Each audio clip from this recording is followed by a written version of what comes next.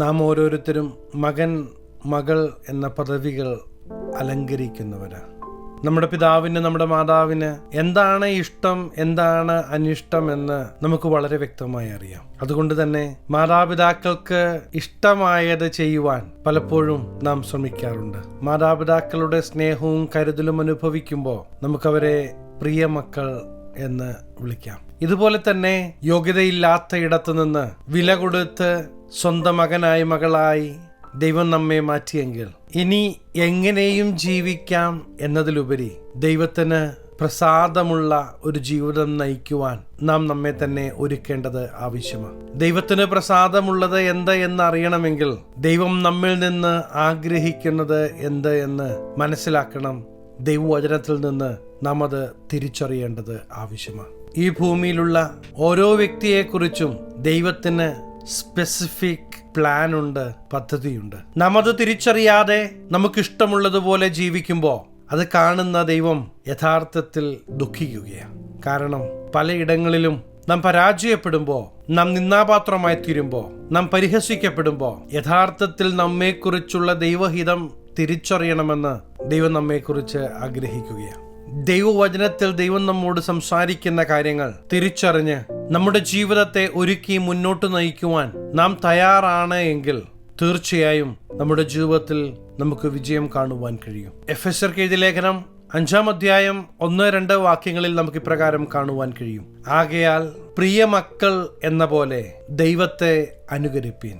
ക്രിസ്തുവും നിങ്ങളെ സ്നേഹിച്ചു, നമുക്ക് വേണ്ടി തന്നെത്താൻ ദൈവത്തിന് സൗരഭ്യവാസനയായ വഴിപാടും യാഗവുമായി അർപ്പിച്ചതുപോലെ സ്നേഹത്തിൽ നടപ്പീനെന്ന് നമ്മെ ആഹ്വാനം ചെയ്യുകയാണ്.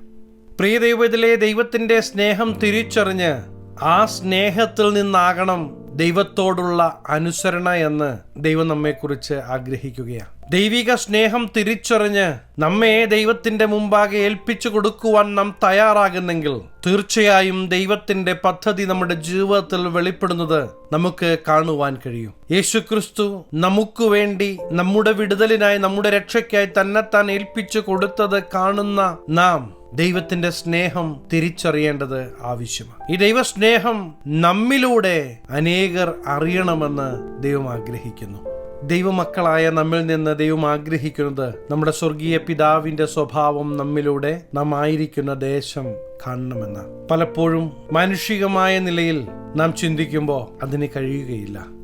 എന്നാൽ നമ്മെ എക്യുപ്പ് ചെയ്യുന്ന, നമ്മെ വഴി നടത്തുന്ന, നമ്മെ കറക്റ്റ് ചെയ്യുന്ന പരിശുദ്ധാത്മാവിന്റെ നിയന്ത്രണത്തിനു വേണ്ടി നാം നമ്മെ ഏൽപ്പിച്ചു കൊടുക്കുന്നെങ്കിൽ പ്രിയ ദൈവത്തിലെ നമ്മുടെ ജീവിതത്തിൽ ഈ ദൈവത്തിന്റെ പ്രവൃത്തി നമുക്ക് കാണുവാൻ കഴിയും. മത്തായി എഴുതിയ സുവിശേഷം 5-ാം അധ്യായം 48-ാം വാക്യത്തിൽ നമുക്ക് ഇപ്രകാരം കാണുവാൻ കഴിയും. ആകയാൽ നിങ്ങളുടെ സ്വർഗീയ പിതാവ് സൽഗുണപൂർണനായിരിക്കുന്നതുപോലെ നിങ്ങളും സൽഗുണപൂർണരായിരിപ്പീൻ.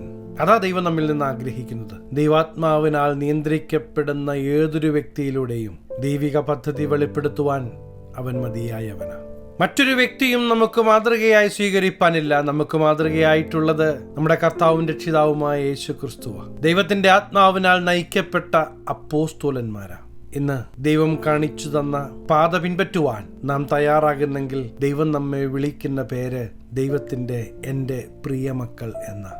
നാം ദൈവത്തിന്റെ പ്രിയ മക്കളായി തീരുവാൻ ദൈവാത്മാവിന്റെ നിയന്ത്രണത്തിന് നമ്മെ തന്നെ നമുക്കൊന്ന് ഏൽപ്പിച്ചു കൊടുക്കാം. ദൈവത്തിന് നമ്മോടുള്ള സ്നേഹത്തെ നാം പലപ്പോഴും കണ്ടില്ല എന്ന് നടിക്കുകയാണ്. എന്നാൽ ഈ ദൈവത്തിലേക്ക് നമ്മെ വീണ്ടും വീണ്ടും അടുപ്പിക്കുന്നത് ദൈവത്തിന്റെ സ്നേഹത്തെക്കുറിച്ചുള്ള തിരിച്ചറിവാണ്. 1 യോഹന്നാൻ 3-ാം അധ്യായം 1-ാമത്തെ വാക്യത്തിൽ നമുക്ക് ഇപ്രകാരം കാണുവാൻ കഴിയും. കാൺമീൻ, നാം ദൈവമക്കൾ എന്ന് വിളിക്കപ്പെടുവാൻ പിതാവ് നമുക്ക് എത്ര വലിയ സ്നേഹം നൽകിയിരിക്കുന്നു. അങ്ങനെ തന്നെ നാം ആകുന്നു. ലോകം അവനെ അറിഞ്ഞിട്ടില്ലായ്ക കൊണ്ട് നമ്മെയും അറിയുന്നില്ല. കർത്താവായ യേശു ക്രിസ്തുവിനെ കൈക്കൊണ്ട് ദൈവാത്മാവിനാൽ വീണ്ടും ജനനം പ്രാപിച്ച പ്രിയ ദൈവവേദലേ, നിങ്ങൾ ഇനി ഒറ്റയ്ക്കല്ല. നിങ്ങൾക്ക് വേണ്ടി പ്രവർത്തിക്കുവാൻ ഒരു സ്വർഗീയ പിതാവുണ്ട്. അവൻ ഇന്നും നിങ്ങൾക്ക് വേണ്ടി പ്രവർത്തിക്കുന്നു എന്ന് നിങ്ങൾ തിരിച്ചറിയേണ്ടത് ആവശ്യമാണ്. പ്രിയ ദൈവത്തിലെ ഈ ദൈവത്തിന്റെ മകനാണ്, മകളാണെന്ന് നിങ്ങൾ പറയുമ്പോൾ, മക്കളാണെന്ന് നിങ്ങൾ ഉറപ്പിക്കുമ്പോൾ ഒരു കാര്യം കൂടെ നിങ്ങളുടെ മനസ്സിലുണ്ടാകണം. മക്കളാണെങ്കിൽ അവകാശികളാ. ദൈവത്തിന്റെ ആത്മാവിനാൽ നിയന്ത്രിക്കപ്പെടുന്ന പ്രിയ ദൈവവേദലേ, ദൈവത്തിന്റെ മകനാണ്, മകളാണ് എന്നുള്ള ബോധ്യം ദൈവത്തിന്റെ ആത്മാവ് നിങ്ങളുടെ ഹൃദയത്തിൽ തരുന്ന ഒരു ഉറപ്പ. റോമർക്കെഴുതിയ ലേഖനം 8-ാം അധ്യായം 16-17 വാക്യങ്ങളിൽ നമുക്ക് ഇപ്രകാരം കാണുവാൻ കഴിയും: നാം ദൈവത്തിന്റെ മക്കളെന്ന് ആത്മാവ് താനും നമ്മുടെ ആത്മാവോട് കൂടെ സാക്ഷ്യം പറയുന്നു. തൊട്ടടുത്ത വാക്യത്തിൽ നമുക്ക് ഇപ്രകാരം കാണുവാൻ കഴിയും: നാം മക്കളെങ്കിലോ അവകാശികളുമാകുന്നു. ദൈവത്തിന്റെ അവകാശികളും ക്രിസ്തുവിന് കൂട്ടവകാശികളും തന്നെ. നാം അവനോടുകൂടെ തേജസ്കരിക്കപ്പെടേണ്ടതിന് അവനോടുകൂടെ കഷ്ടമനുഭവിച്ചാൽ അത്രേ.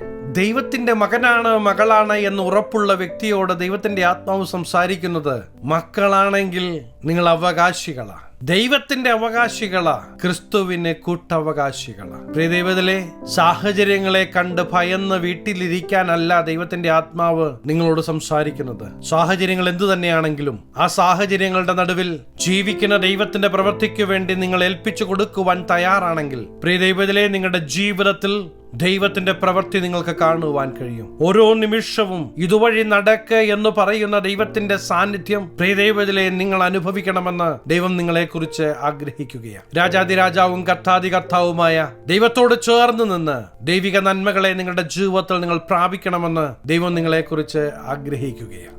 എങ്ങനെയെങ്കിലുമൊക്കെ ജീവിച്ചു തീർക്കുവാനുള്ളതല്ല ദൈവം നമുക്ക് തന്ന ഈ ജീവിതം, മറിച്ച് യേശുവിനോട് ചേർന്ന് നിന്ന് അനുഗ്രഹമായ ഒരു ജീവിതം നയിക്കുവാൻ ദൈവം നമ്മെക്കുറിച്ച് ആഗ്രഹിക്കുകയാണ്.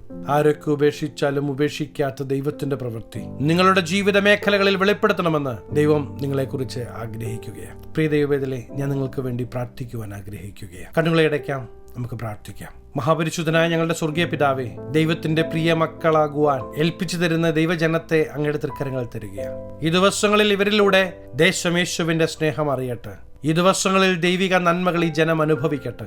അനുഗ്രഹിച്ചു പ്രാർത്ഥിക്കുന്നു, അനുഗ്രഹമാകട്ടെ. സകല മനമഹത്വം അങ്ങേക്ക്, സകലവും നസ്രയനായ യേശു ക്രിസ്തുവിന്റെ നിസ്തുല്യ നാമത്തിൽ തന്നെ, ആമേൻ. പ്രിയ ദൈവത്തിലെ, യേശുവിനോട് ചേർന്നുള്ള യാത്ര നിങ്ങൾക്കൊരിക്കലും നഷ്ടമാവുകയില്ല. ദൈവിക നന്മകൾ നിങ്ങളായിരിക്കുന്ന ദേശത്ത് നിങ്ങൾ അനുഭവിക്കും. മാത്രമല്ല, നിത്യതയിലേക്ക് ഈ ദൈവം നിങ്ങളെ ഒരുക്കും. ഈ ചെറു സന്ദേശം നിങ്ങൾക്ക് അനുഗ്രഹമായെങ്കിൽ തീർച്ചയായും ഞങ്ങളെ അറിയിക്കുക. അനേകർക്ക് അനുഗ്രഹമാകേണ്ടതിന് സ്നേഹിതർക്ക് ഷെയർ ചെയ്യുക, ഫോർവേഡ് ചെയ്യുക. നിങ്ങൾ ഈ ചാനൽ ഇതുവരെയായിട്ടും സബ്സ്ക്രൈബ് ചെയ്തിട്ടില്ല എങ്കിൽ തീർച്ചയായും സബ്സ്ക്രൈബ് ചെയ്യുക. ദൈവം അനുവദിച്ചാൽ അടുത്ത ദിവസം നമുക്ക് വീണ്ടും കാണാം.